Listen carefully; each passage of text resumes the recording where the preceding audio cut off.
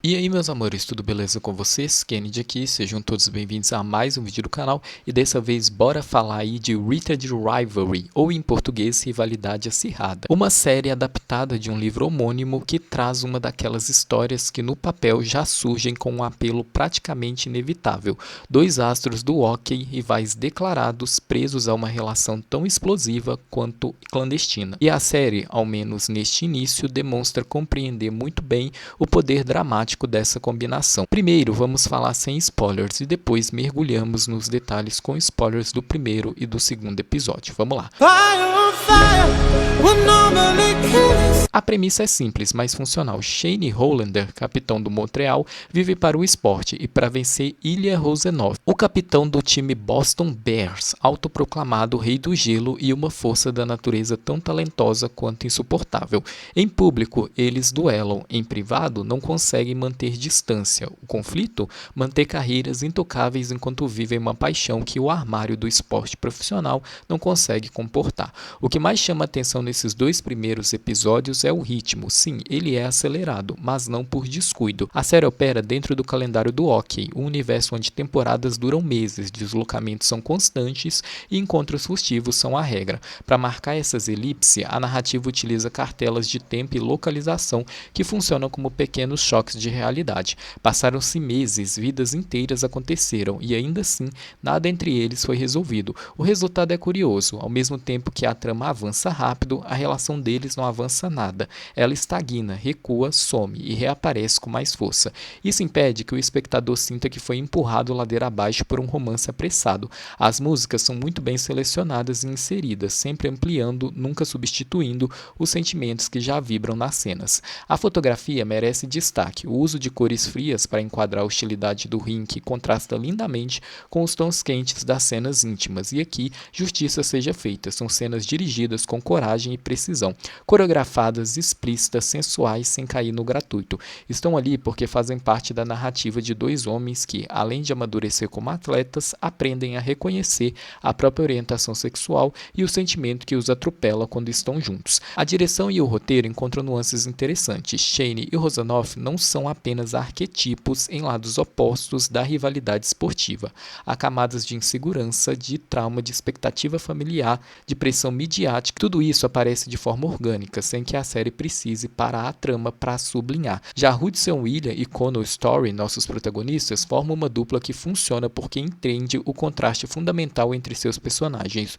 O Shane de Hudson é um bloco de autossuficiência controlada, mas prestes a romper. Já o Rosanov de Connor é um furacão ferido e descarado, e quando se encontram, a química é elétrica, não há outra palavra. Eles encarnam esse Rivals to Lovers com convicção e calculada vulnerabilidade, sem perder de vista que, no fundo, são dois garotos que nunca tiveram permissão para sentir nada parecido. E o mais interessante é que a série parece saber que seu conflito central é maior do que o romance em si. A série se compromete com temas como homofobia estrutural no esporte, abuso midiático, autoaceitação e as consequências emocionais de viver dividido entre quem você é e quem o mundo exige que você seja. Se a adaptação vai cumprir tudo o que promete, só os próximos episódios dirão, mas por enquanto a série acerta ao transformar um clássico romance de rivais em algo maior, uma história sobre o preço da verdade quando o mundo inteiro prefere a mentira. Porque no fim ela não fala apenas de um amor proibido, fala do momento exato em que até o gelo mais firme aprende que não existe rivalidade capaz de impedir o amor quando ele finalmente decide derreter. Em relação a sem spoilers, é isso que eu tinha para comentar. Agora eu irei comentar tudo do primeiro e do segundo episódio com spoilers. Para você que não viu a série ainda, talvez seja melhor deixar essa parte do vídeo para depois. Vamos lá.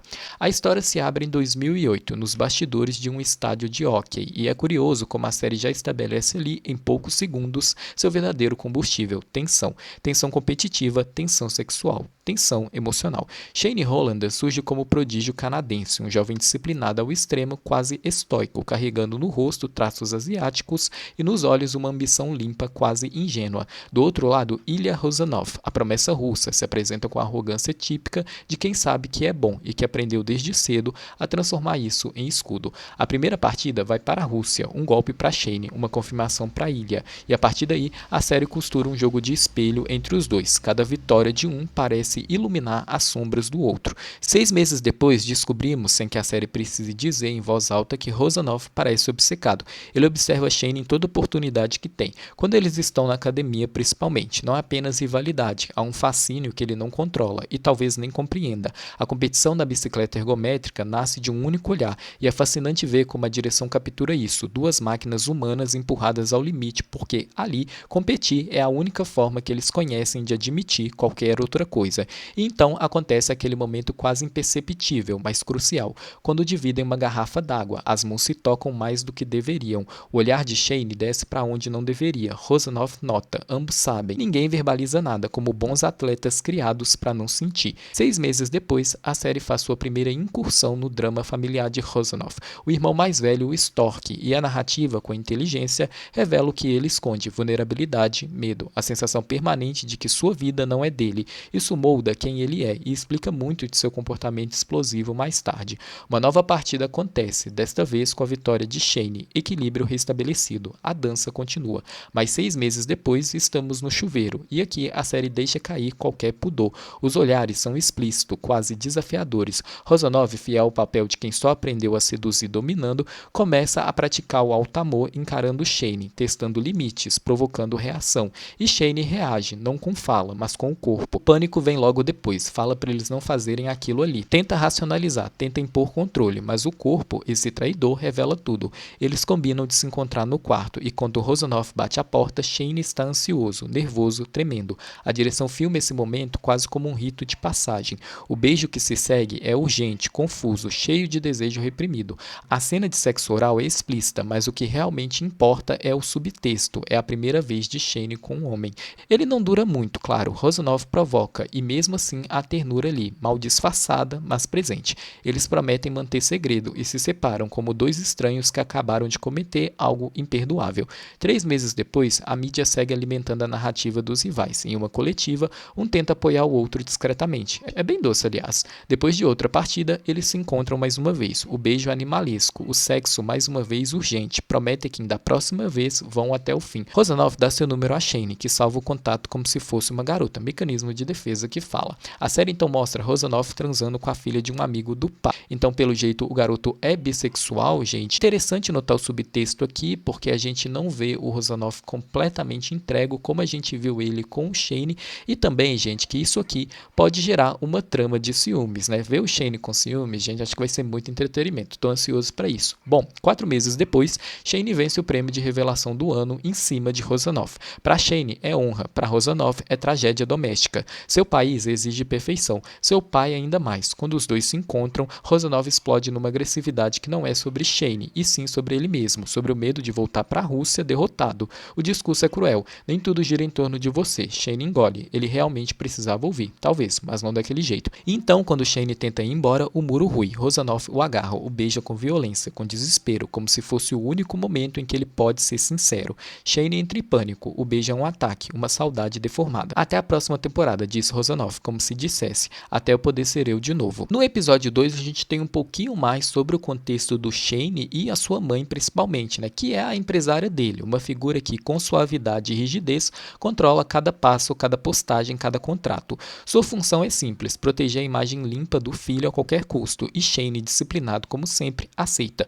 No verão de 2011, Shane e Rozanov começam a trocar mensagens. Rozanov é abertamente pervertido. Shane é quase puro, ele demora a entender o duplo sentido, e quando entende, fica vermelho. É quase cômico e, ao mesmo tempo, profundamente íntimo. Só na primavera de 2013, os dois se reencontram no gelo. Antes do jogo, Rozanov manda mensagens obscenas para Shane, e funciona, claro. Shane o confronta depois. Ele fez aquilo para desconcentrá-lo? Rozanov quer saber se Shane ficou duro durante a partida inteira. A resposta está no silêncio. Shane venceu o jogo, e os dois inevitavelmente acabam no apartamento dele. Aqui, a série entrega a cena mais intensa até então, o sexo completo, múltiplos rounds, em várias posições, filmado com sensualidade, mas também com um cuidado emocional que surpreende, porque naquele quarto algo acontece. Shane se abre, ele se entrega, confia, há sentimentos surgindo ali, e isso é assustador. Para Rozanov, porém, sentir é o inimigo. Ele tranca o coração com força. Ele não pode amar, não sabe amar, não aprendeu. No inverno de 2014, A primeira grande briga acontece. Rozanov, pressionado pela família, pelo pai controlador, pelo fantasma da perfeição russa,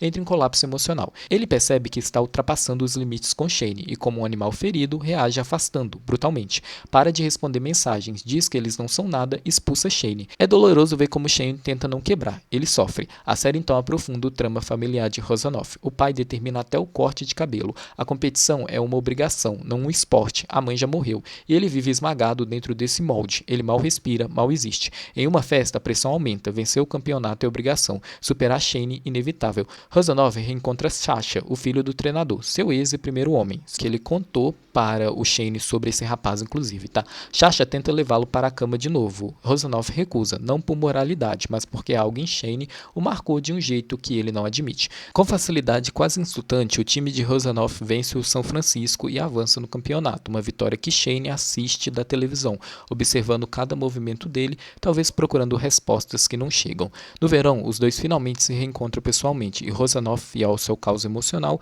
age como se nada tivesse acontecido, como se não tivesse sumido, como se não tivesse ignorado mensagens, como se Shane fosse um estranho, exceto, claro, quando há uma câmera por perto. Momento em que ele posa, sorri e parece lembrar subitamente da existência de Shane. Desconcertante, irritante, quase cruel. O que afinal ele quer? A resposta vem da pior forma possível, ou da melhor em alguns casos. Rozanov olha para Shane e ordena sem pudor que ele se ajoelhe e o chupe. Shane o encara, indignado, e retruca que ele é inacreditável e que, na verdade, é Rozanov quem deveria estar ajoelhado. Rozanov então reduz a distância entre eles com aquela confiança irritante, quase predatória, toca o rosto de Shane com a ponta dos dedos e murmura que, se ele pedir com educação, talvez concorde. É nesse momento que a série expõe sem pressa a fragilidade emocional de Shane. Ele está ferido, magoado, os olhos marejam, não por fraqueza, mas por frustração. Porque ele quer sentimento, ele quer dignidade, mas quer Rozanov também, e deseja os três ao mesmo tempo, e isso sempre o coloca em desvantagem.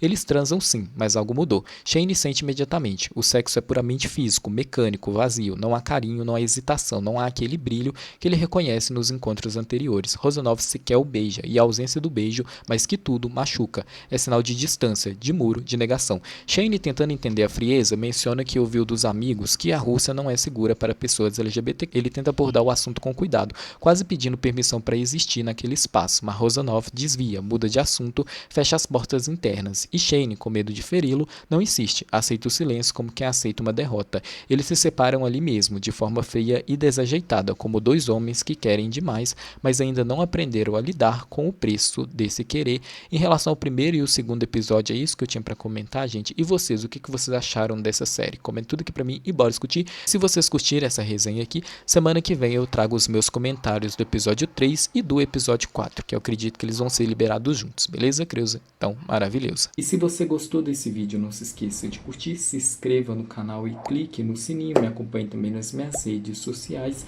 E se você tem interesse em assistir os vídeos antecipadamente, considere se tornar membro do canal. Assim você vai ver os vídeos bem antes e vai ajudar muito a manter o BL Maníacos de pé. Muito obrigado aos membros do canal, vocês fazem toda a diferença e a gente se vê no próximo vídeo. Um beijão, bye bye!